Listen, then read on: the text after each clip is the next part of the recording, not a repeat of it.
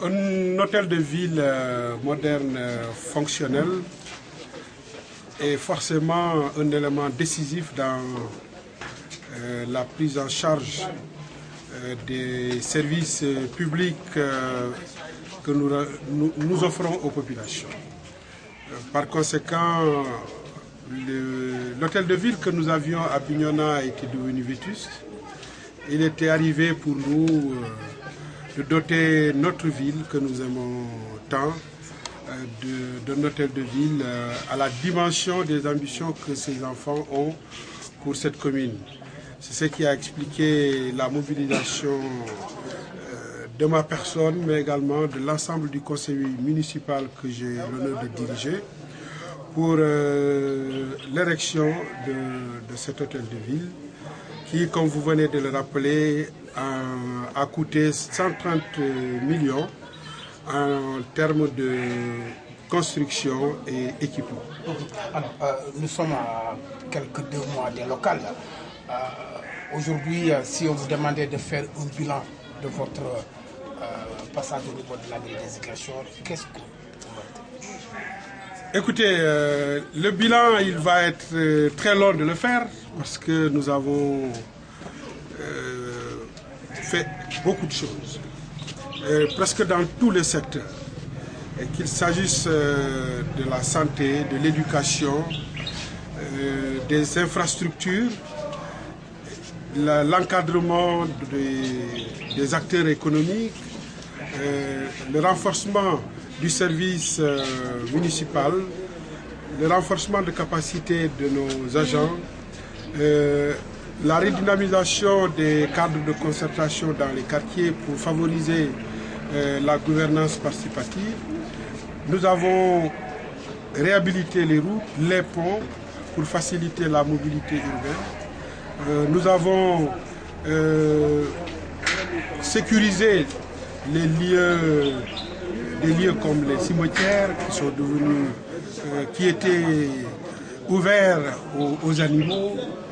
Nous avons construit des marchés et last but not least, nous avons initié et commencé la construction d'un grand projet qui s'appelle la plateforme des activités économiques de Bignona.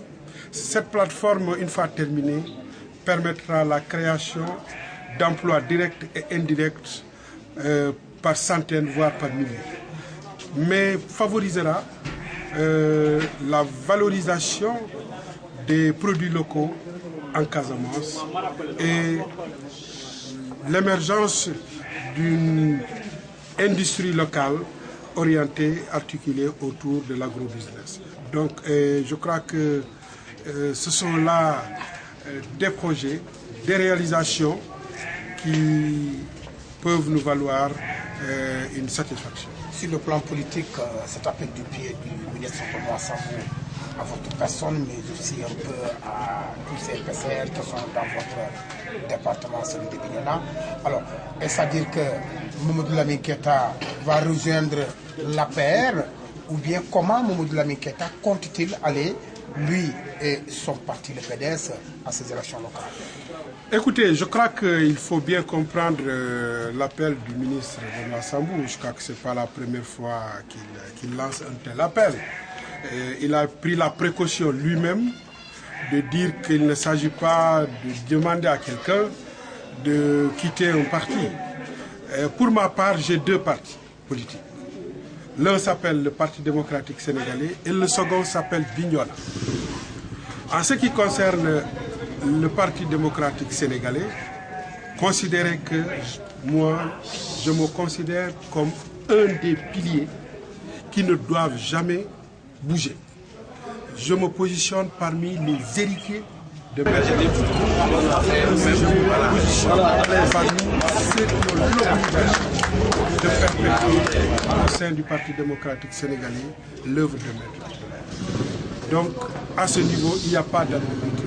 Maintenant, en tant que militant de Bignona, j'ai toujours l'habitude de dire que quel que soit celui qui sera au pouvoir, dans les actes qu'il posera au profit des populations de Bignona et de la Casamance, je serai je l'accompagnerai, je soutiendrai, parce que bien entendu, c'est dans l'intérêt de nos populations. Cela n'a rien à voir de politique. Cela ne peut pas être interprété comme relevant de la politique. Nous sommes là pour nos populations. Quand nous attendons, quand les gens font, nous apprécions.